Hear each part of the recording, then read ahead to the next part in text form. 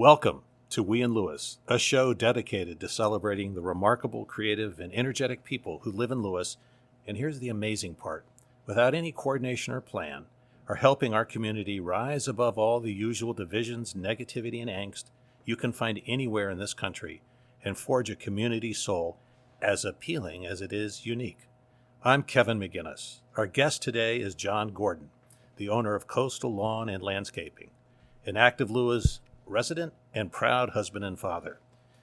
John is also one of the best basketball players Delaware has ever produced and helped lead the Blue Hens to the NCAA tournament and the NIT. Today's episode is brought to you by the sister restaurants Kindle and Half Full, both in downtown Lewis. Kindle offers seasonal American fare with a French influence, wine by the glass, a welcoming ambiance, and a menu and experience that never disappoints. The adjoining Half Full doles out exquisite gourmet pizza, a wine selection normally associated with a wine bar, and inside and outside seating. Keep an eye out for the specials. John, again, welcome. At what age did you realize you were a pretty good basketball player? Well, thanks for having me on, first of all. It could have started, honestly, the love started in kindergarten, and I was playing with the first and second graders, and I think it was at that time already that I was like, wow, I really love this sport, and I would never put it down, the ball, never put it down. From that point on, every day. So you played up in kindergarten? Yep. My dad, we had a church down the street from our house, and he was a part of the basketball program there, coaching the 7th and 8th grade boys. And he was a part of the midget league, which is they called it at that time, oddly enough. But that was in I guess it started in 2nd grade. So he said, you should play in this league. We played on lower rims, of course, and that was the start of it, and I just fell in love. Most of us, regardless of what athletic level we've played at, never experience a perfect season. In 1995, your St. Mark's basketball team went 26-0 and won the state championship, and you played a key role in the championship game. What is it like to have an experience normally reserved for a Disney movie, not real life? Yeah, a lot of my teammates, we talk about the movie Hoosiers and how similar our team was to that group. My high school coach, Lee Sibley, many in the state would know that name, was a fundamentalist, hard-nosed, Bobby Knight, Coach K type guy. Didn't put up with a whole lot of gray areas. Had to be Lombardi time, 15 minutes early to every practice, every game. Any minute you were late, we were running on the line for being late, but yet we were early. We were 14 minutes early, but we were late by a minute. And I think that was instilled in our group. So there was not a day off, or we were going to take this possession off. And I think that type of character that was instilled in us, we bought into. So there was not one night that we were going to let it down. And that's the only way to go undefeated is you can't take a play off. You can't take a practice off. You've got to get your rest. You've got to be hydrated. You've got to be strong. So we were taking care of things on the court, off the court, and just engaged. And what happened in that last minute? I can actually go in the last 6.5 seconds and give you a story. I bring the ball down and down the court. I get open for a quick three. I actually pump fake before I shoot. I get fouled. I go down. I have to shoot 3 foul shots. We're losing by 3 at this moment. We've been undefeated all year. We're favored in the game against some very good players, one of whom, Gary Lumpkin, who played at Xavier, I think the all-time leading assist leader at this point. First, I get fouled. I shoot the 3 foul shots. Sellout crowd at the Bob Carpenter Center. We got the biggest public school in Delaware at the time. versus a Catholic school. So it's a pretty awesome environment at the Bob Carpenter Center. Not sure it's been there since. Actually, there was an article in the News Journal saying that it was the best event ever performed at the Bob Carpenter Center. And that just was written a couple years ago. And where is the Bob Carpenter Center is where the University of Delaware basketball team plays up in Newark. Oh, wow. Yeah. So I go to the foul line. I make all three. And then they get the ball in, and I foul Gary Lumpkin. So that's also my fifth foul. So I'm out of the game. It's 2.6 seconds to go in the game. I think the game's over. Towel over my head, crying on the sideline. Gary goes to the line, as usual, sinks them both. They're up 2. We call a timeout. We set up a desperation play. And my teammate, Alex Carlson, who later went on to Princeton, he hit a shot off the glass at the buzzer. We win by 1. It was on CNN. It was on ESPN. Any of the listeners could go YouTube it. It's an unbelievable ending. That's fantastic. And then you ended that season as the Delaware Player of the Year. I did. That year, and we had a great first team All-State group on that year. One of whom played in the NBA for years, which is LaRon Profit, Gary Lumpkin, who I mentioned, Tail Davis, who I think might be the all-time leading Division II player or scorer ever. So to be honored with that group was pretty significant, and I wasn't sure I would actually get the Player of the Year. That was not the goal. The goal was the championship, and it just happened that I got the Player of the Year. So after all of these heroics in the state of Delaware, you leave for Maine. What led you to that decision? I ended up in Maine because of Lee Sibley, my high school basketball coach, who had connections up to Maine. He grew up there. He really wanted me to make the visit up there. I had a lot of mid-major offers in that conference, which is the same conference as Delaware was in at the time, the Northeast Conference and then the American East. As soon as I sign at Maine after the state championship, Mike Bray gets the head job at University of Delaware. And I'm at Frawley Field in Wilmington watching the Kansas City Royals minor league game. And I'm sitting in the stands, and Mike Bray happens to find me and sits right next to me. And he had just literally took the job. And he sits next to me and says, "Would you ever consider staying here in Newark and playing here if you could get out of the signed agreement at University of Maine?" And I said, "No, at that point I was full in. I'm going to University of Maine." And I really enjoyed my visit at Maine, the teammates that I was going to play with the camaraderie. It just felt like we really got along, and I wanted to give it a go up there. Had a great freshman year there. And then our coach left for another job. We had 2 Africans, 7-footers that had signed to play with us for my sophomore year. One of them was Mamadou Ndiaye, who played for the Toronto Raptors for 15 years. And he and Dungo Ndiaye both lived with me that summer leading into my sophomore year, and the coach leaves at the end of the summer. So it was a late hire. Those 2 guys got out of their signed letter of intent.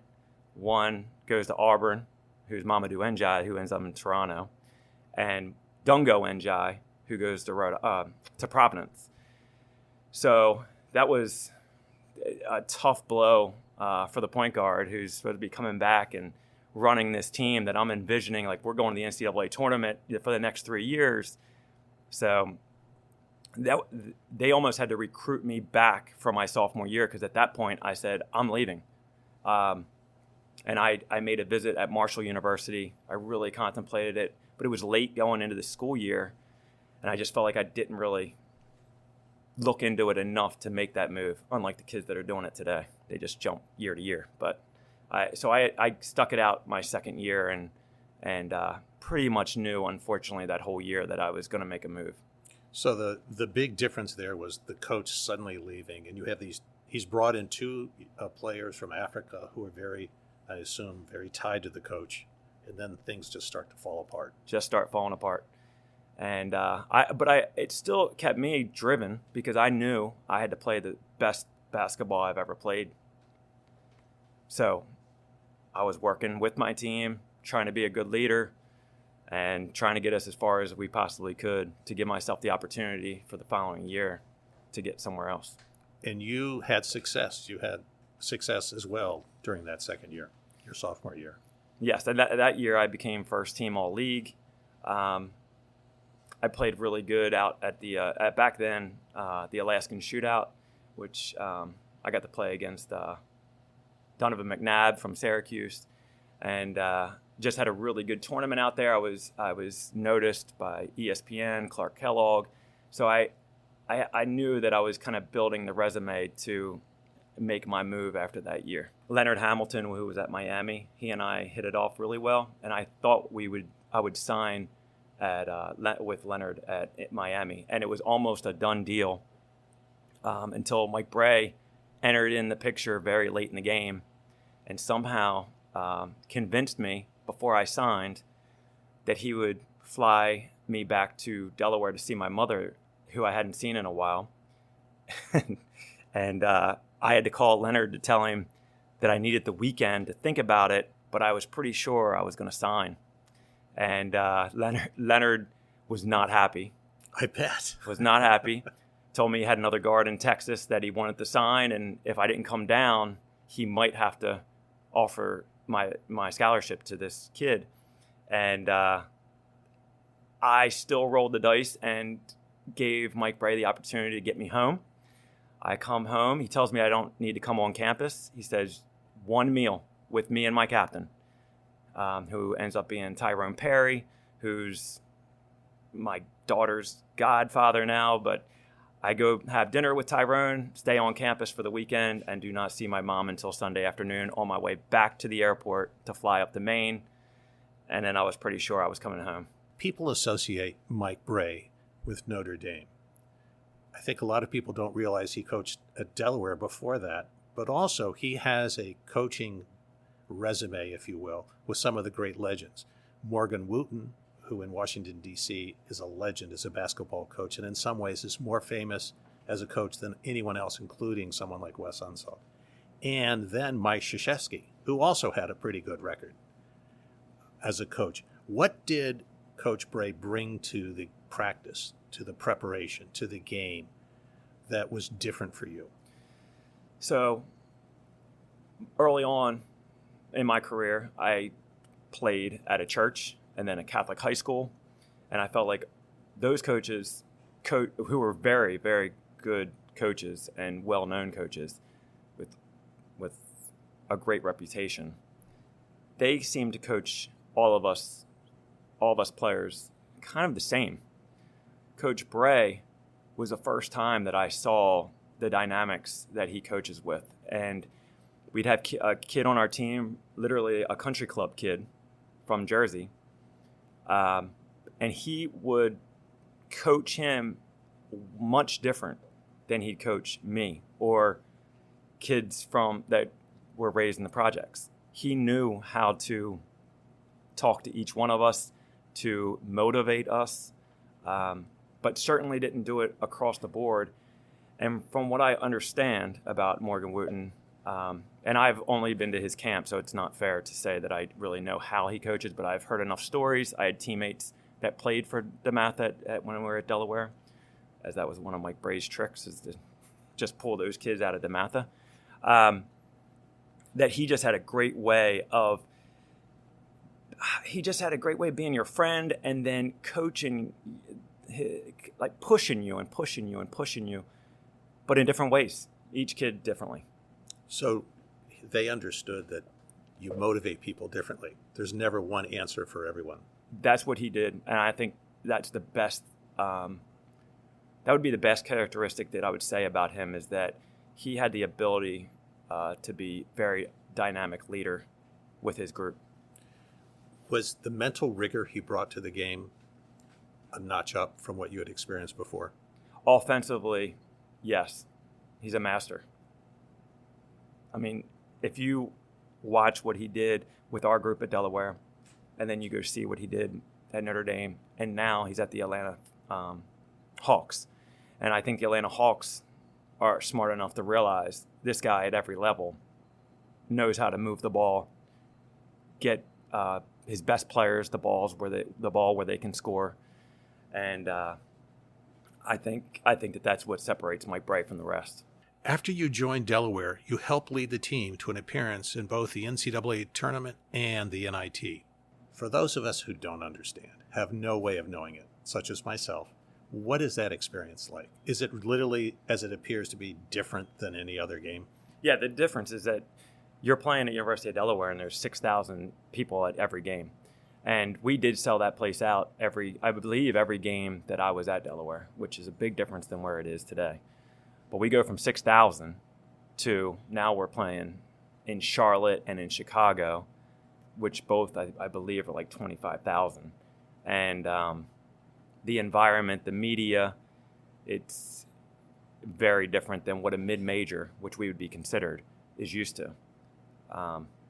Funny tidbit is ESPN leading up to our game in Charlotte, they say, oh, the point guard, John Gordon from University of Delaware, apparently forgot his sneakers in Newark.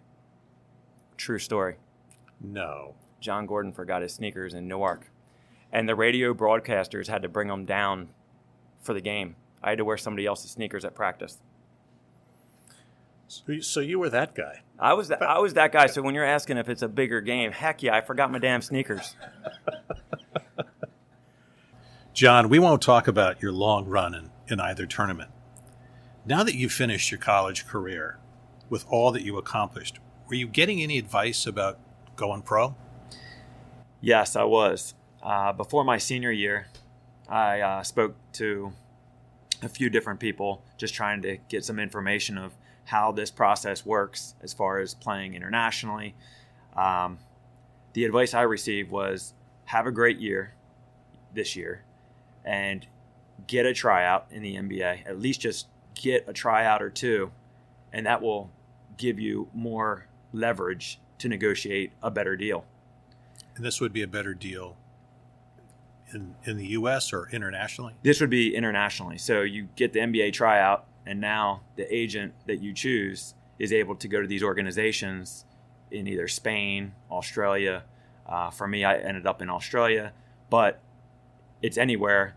The fact that you had an NBA tryout, it gives you a little bit more leverage of how good of a player you may be. I knew I would have challenges playing in the NBA, thinking a defense because of my size. How tall are you? We're on the air. Yeah, this. Everyone will know. Be right. honest. 5'9" and 3/4. And you would be playing against point guards who are 6'5". Yep, 6'5", 6'4", for sure. So I didn't think that I worried about, but my mindset was always that I could if somebody gave me the opportunity. So when I broke my foot my senior year, and the other thing I had going for me is that I was up for the Naismith for the best player under 6 foot in the country. So I thought I do have my name out there. If I could somehow get that award, then I think I would get a chance at least to try to get out there. And you got a tryout. I get a tryout. But I break my foot in the second exhibition game. I miss 11 games.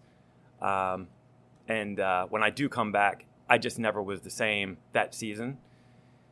So I literally took a month off from doing any work at all. And a player that I played with at Maine, who was an Australian and an agent, had contacted me and said, I want to just get you out here before the Americans show up, because each professional team can have two Americans on each squad.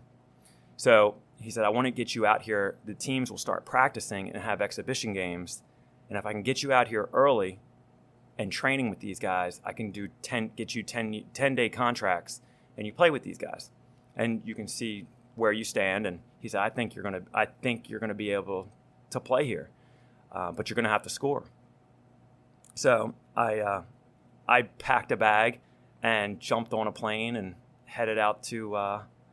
Well, the story goes, I thought I was flying into Sydney, so I do this long trip. It's never ending. You finally get to Sydney, and at that time I didn't have a cell phone, I get off the airplane, there's a woman holding a John Gordon sign. So I go over to her thinking, oh, this is my ride. I'm here, all for her to say, oh, you need to go over to gate 7. There's another flight waiting for you. You're headed. So she was with the airline. She was with the airline. She wasn't with the team. She's with the airline, but my agent contacted them to let them know that I had to catch the next flight from Sydney to Brisbane. So after this, now that's another 2 hours. So I think it was like 23 plus 2. I get off the plane, and my agent and friend, he's there, and he says, we're heading to the gym, and you have an exhibition game in like an hour. Now, imagine that. So I'm like, who are we playing? University of West Virginia's here. They're gonna, yeah. So we're gonna go play a high level team, and that was the end of my journey over to Australia that day. But got some rest the next couple weeks. But to answer your question is that was with the team called the Brisbane Bullets, who I ended up playing some 10-day contracts with until their Americans got over. But then I had opportunities to sign and play with other professional teams there, which I did not go back for my second year. I only was there the first year after school. And I did play well, and well enough to have a full contract there. But I made a decision during the off season that year to stay put and try to get into the teaching and coaching game. And was your wife with you then? Yes, that's an important piece to this too. Her and I really kind of tied the knot with our relationship, not engaged, but our relationship in Australia. She was backpacking through Europe, and I was in Australia, and her trip was about to end, and I said, you should just come use my condo as a home base, and you should travel Australia. It's beautiful here. And who wouldn't do that, right? So I suckered her down there, and she came down, and she was able to travel with me whenever I was traveling to games. And so she got to see a lot of Australia. And when we were about to, she visited the organizations that were offering, almost said scholarships, but contracts. And she basically let me know that she wasn't going to be in for this game. And I had a decision to make. So we flew back to LA. She stayed in LA with some friends. I flew to Dallas. Christian Laettner actually had just been traded to Dallas. And I, through Duke connections, decided to go train with Christian Laettner and Chris Thomas. I'm not sure that's the right name. Thomas Hill, and Kenny Blakeney, who were all Duke players and all living together at that time, because Christian Laettner's wife and kids hadn't moved to Dallas yet. So we were doing our work down there in Dallas. She's in LA, and her and I are talking on the phone each day, and I'm getting ready to go back to Australia. My mindset is I'm going to chase this thing and see where it goes. And then it just like kind of dawned on me. I said, wait a minute, I wanted to be a coach. I wanted to be a teacher. I wanted to be a family guy.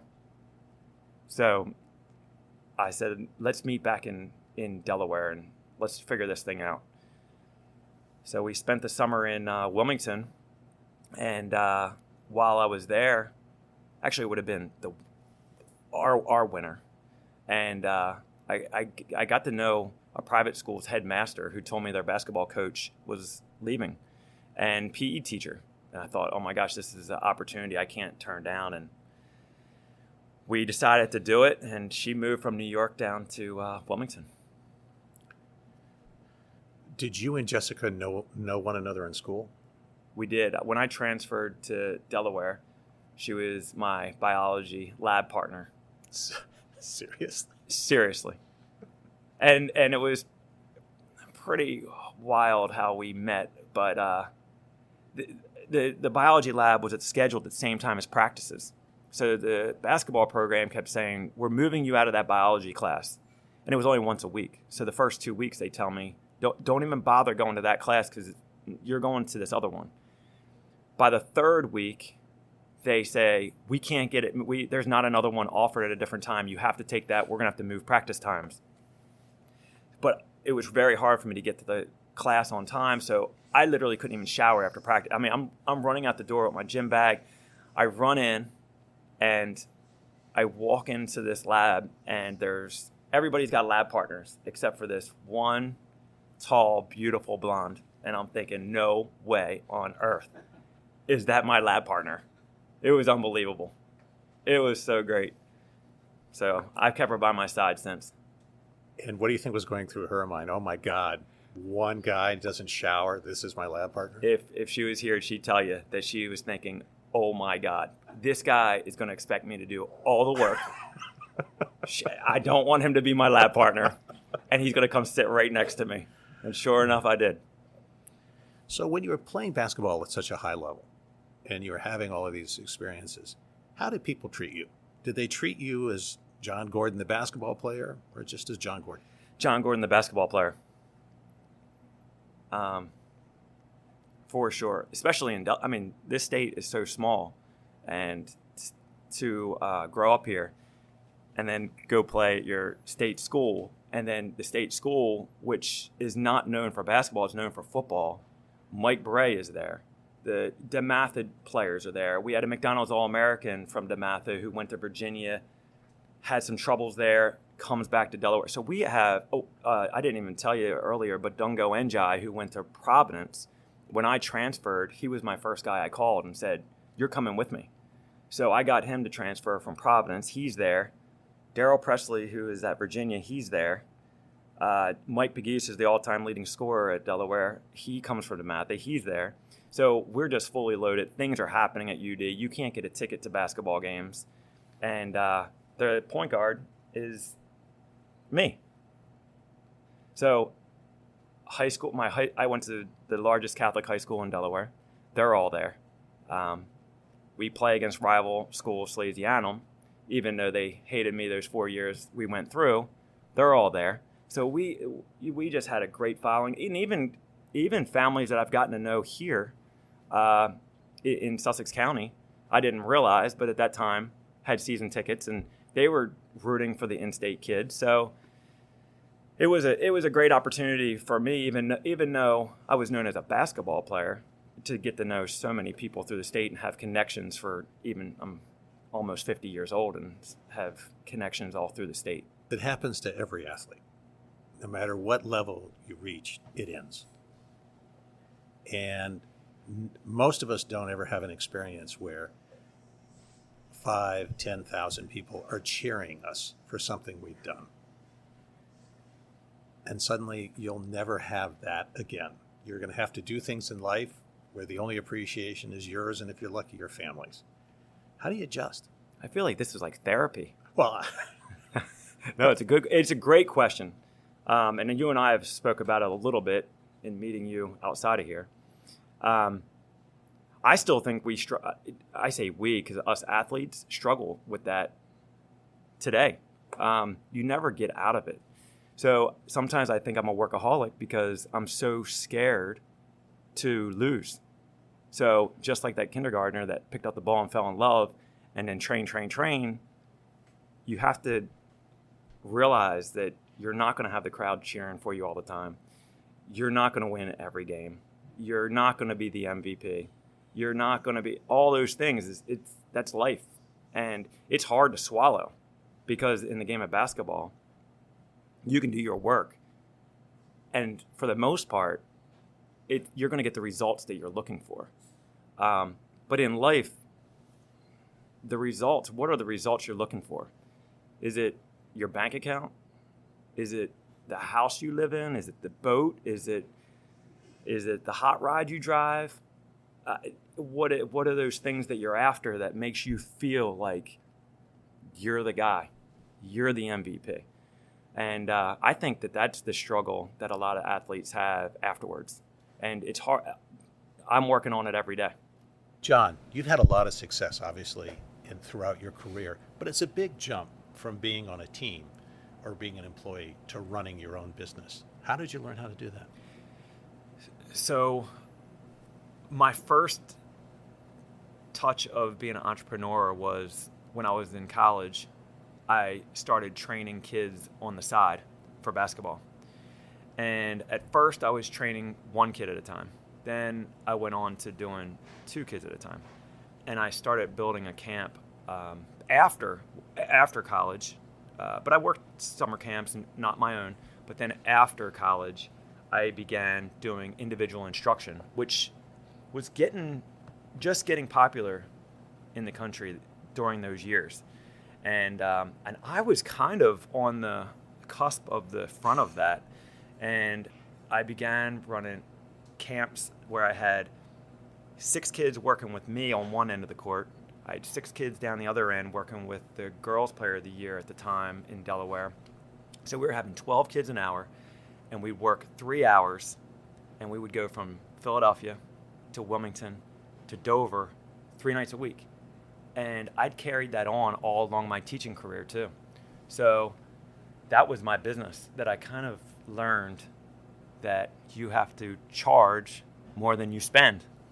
And that's basically, when people ask me about, oh, you're a good business person, I'm like, really? There's one rule I live by, and it's that you have to charge more than you spend. And if you know that, you're going to be all right. Did your time playing sports, did your time being coaching, did that help you grow the company? Did you take some of those same lessons from sports to build your company? Absolutely. I think it's part of it's the success story, but it's also the story I was just speaking on about the balance of,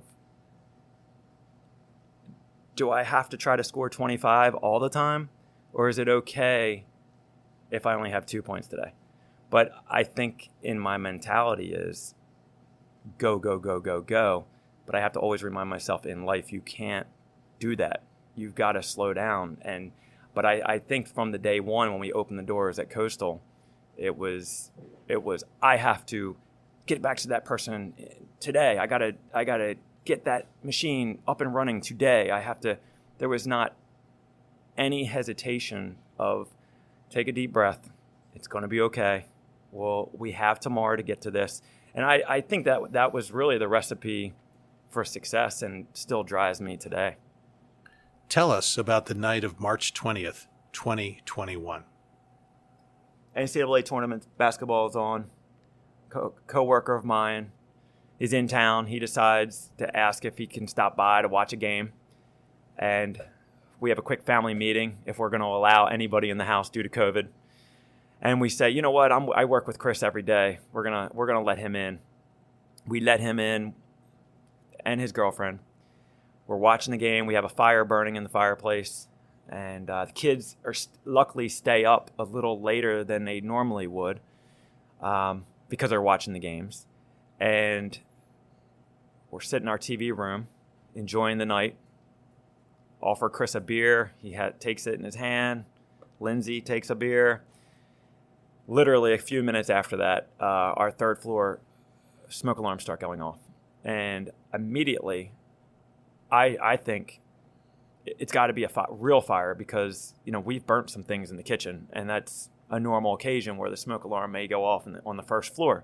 But for it to go off on the 3rd floor, I knew that there was something serious going on. So I ran straight up the steps to find smoke, and began yelling, get out of the house, with probably some profanity, to get out of the house, just to make sure everybody knew how serious it was.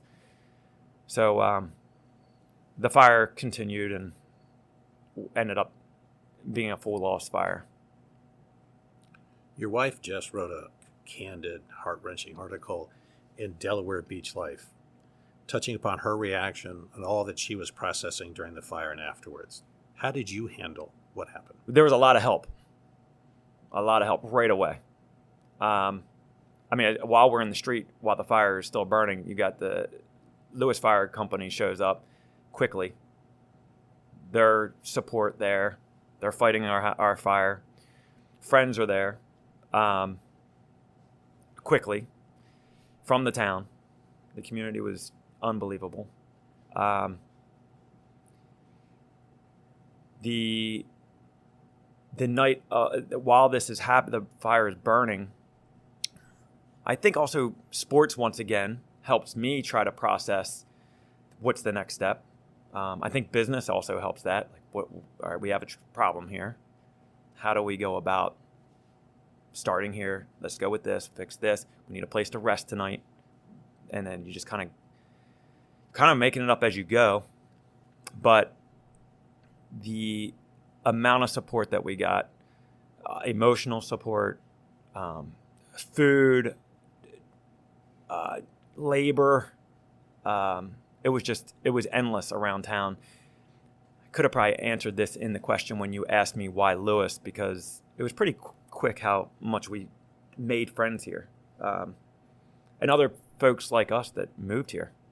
We're sitting in Kendall today, Matt DeSabatino and Allie, and their family, Jason Burris and Taryn. I mean, you can just go on and on how we kind of made like a family within the community. And all those folks were so helpful in those 18 months that we were out of the house. And I think that that's how we got through it. My clients were outstanding, so understanding. I don't think we got to complain all year. I think everybody realized, well, wait a minute, that's a blade of grass. We're not messing with him about that right now. So I think it allowed us to focus on dealing with the insurance company, which was an everyday process and not an enjoyable one. Luckily, the agency that we deal with, Clark Buffone Matthews, Brandon Buffone, I grew up with kindergarten through 12th grade. Still very good friends today. I still actually work for him. But he was in the trenches, and I just can't imagine if you didn't have the connections that we did with our agency. I just, when we get called from other families asking what should we do, we give them the best advice we can. But friends, family, support from your coworkers, clients, it was a group effort of how to get through it. Our circle, the four of us, the strength was unreal. I mean, these guys, my daughters are here. I think they were better than Jess and I. They just kind of went on with their day, every day. But I think it starts there on the inner circle and then kind of moves out from there. So then the larger family and then the community, friends, clients. So it was a group effort. A lot of us put a lot of stake in the things around us, in our home, the material things we have. You go through an experience like this. Do you have a different appreciation now or a different view towards the things that so many of us at times give them such great importance? Yes. We moved in October. This is just a tidbit, but we moved in October to the new house. And there's only a few things, maybe 3 things on our wall at this point. And I just brought that up to my wife the other day, wondering, is it subconsciously happening that we're not hanging anything on the wall, or is it our intention not to hang anything on the wall? The clutter, there's not any clutter. I think it's amazing how we get into things and we want things. And then when you have a fire like that, none of it mattered. Not one thing. I mean, even nowadays we have cell phones with pictures and computers, and you can always go find them on the iCloud. None of that really, your memories are your memories, and all those things are just things. So I think as long as you had the memories, you don't really need all those things. John, looking back over the last 25 years from when you decided to go to Maine, you're in that car driving up to Maine. Did you ever think this is where you would be now? Absolutely not. Absolutely not. I actually thought maybe, I loved Maine. I still love Maine. I actually thought that maybe as you're driving up and my mother's driving up and she's dropping her son off and 10 hours away, I thought, well, I'll probably fall in love with a woman up here and move out to the coast and live my life on the Maine coast.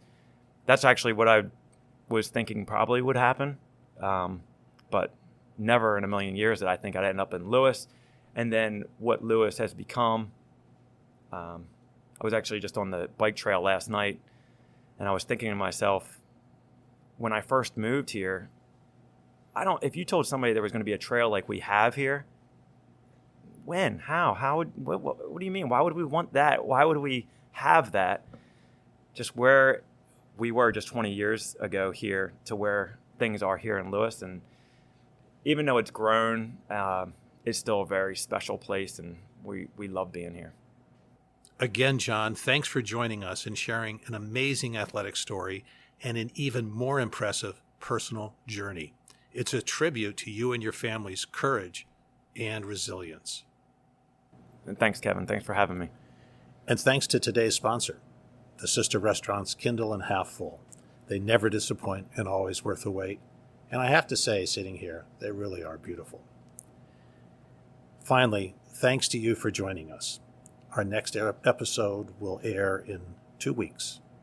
Have a wonderful day, and please, if you can, stop, put aside all the usual daily dreck, and take a moment to enjoy the remarkable hamlet called Lewis, which some of us are lucky enough to call home. Till next time, this has been We in Lewis, the podcast.